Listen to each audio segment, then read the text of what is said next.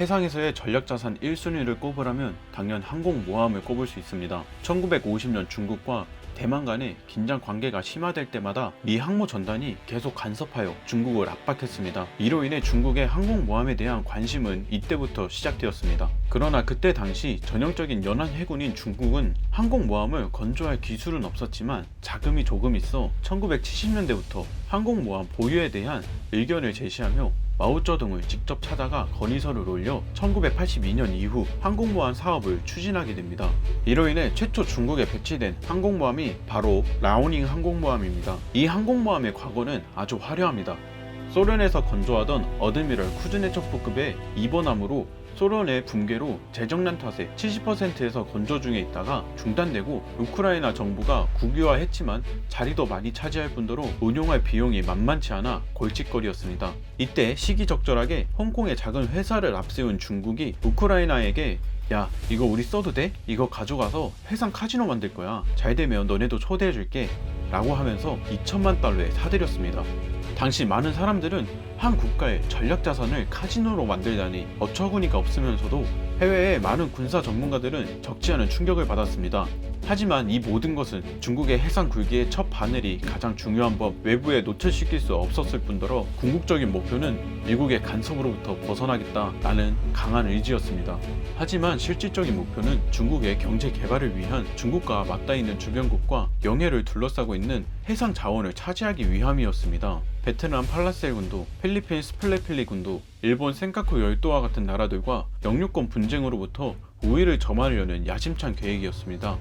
이런 동남아 진출 목적 때문에 항모 전단의 필요성을 강하게 느끼게 되었고 결국 달에 내 군 조선소에서 다시 항모로서 부활하기 위해 대대적인 소생 작업을 받습니다. 이로 인해 2009년 후베이성 우한인민해방군 해군연구소가 있는 황자우에서 모의 항모를 건설하고 항모 운용에 필요한 인원들을 훈련시켰으며 2011년 6월 중국군 총참모장은 항모 배치 계획을 처음으로 공식화했으며 이어 중국의 고위급 관계자는 중국이 항공모함을 갖는다라는 것은 강대국으로 성장했다라는 의미심장한 말을 남기기도 했습니다. 하지만 중국의 항공모함은 오류투성이었습니다. 랴오닝 항공모함 엔진은 스팀 보일러 추진 체계로 25년 지난 것으로 신뢰성이 매우 낮아 항공모함 작전의 완전성을 보장하지 못하는 상태입니다. 예를 들어 랴오닝 항공모함과 동명인 러시아 해군 쿠즈네초프 항공모함이 2016년 10월부터 2017년 1월 러시아의 시리아 군사작전 지원 시 잦은 기관사고로 대형 예인선을 옆에 달고 다닐 정도였습니다. 따라서 중국의 항공모함도 러시아에 70% 건조하고 중국에 넘겨왔으니 남일만은 아니었습니다. 특히 스팀보일러 체계는 수많은 스팀 파이프 계통으로 구성되어 있으며 사용 시간이 많아질수록 사고가 잦아지고 자칫 대형 사고로 이어질 수 있는 문제로 평가받고 있습니다.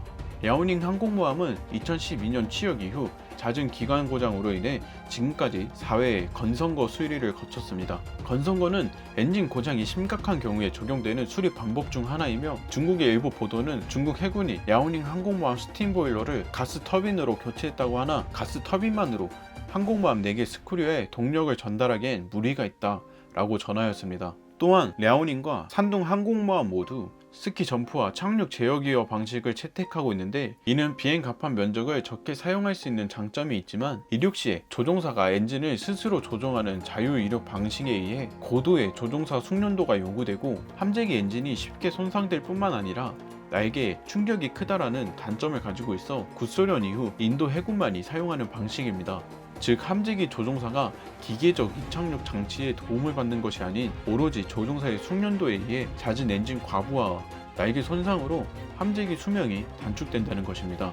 또한 조종사도 부족한 실정입니다. 하루빨리 중국 항공모함의 파일럿을 70명이라도 확보해야 한다 라는 목소리가 나오고 있지만 젠15 전투기가 결함투성이라 중국 파일럿들이 너무 꺼려한다 라고 전해왔고 조종사도 구하기 힘든 상태라고 합니다. 이어 강대국 사이에선 중국이 항공모함을 가진 것은 호들갑 떨 정도는 아니다 라고 하더라도 현재 중국과 동북아 남중국해 영유권 분쟁을 겪고 있는 나라들에겐 커다란 위협이 되는 건 사실입니다.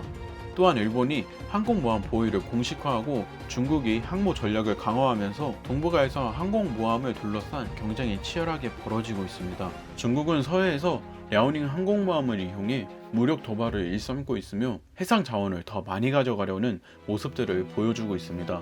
또한 최근 미국과 대만이 군사 안보 협력을 강화하자 중국은 대만이 중국의 일부라는 하나의 중국 원칙을 내세우고 랴오닝 항공모함을 이끌고 남중국해에 이어 대만 해협을 통과하여 미군 기지가 있는 괌 해협까지 접근한 것으로 밝혀졌습니다. 또한 한국도 중간에 껴서 애매한 상황이 연출되고 있습니다. 사우스 차이나 모닝 포스트는 이날 한국이 미국과 중국 사이에서 엄청난 압력을 받고 있다라고 전해왔고, 미국은 남중국해 분쟁 해역에서 중국이 영향력을 확대하고 있기에 한국은 남중국해로 군함을 보내야 한다 라고 전해왔지만 한국은 북한의 도발에 국방력을 강화해야 한다 라고 미국의 의사를 거절했습니다. 이처럼 중국이 반쪽짜리 항공모함을 가졌지만 그 위협은 상당하며 남중국해는 지금 언제든 중국의 도발이 가능하기에 긴장의 끈을 놓을 수 없는 상태입니다.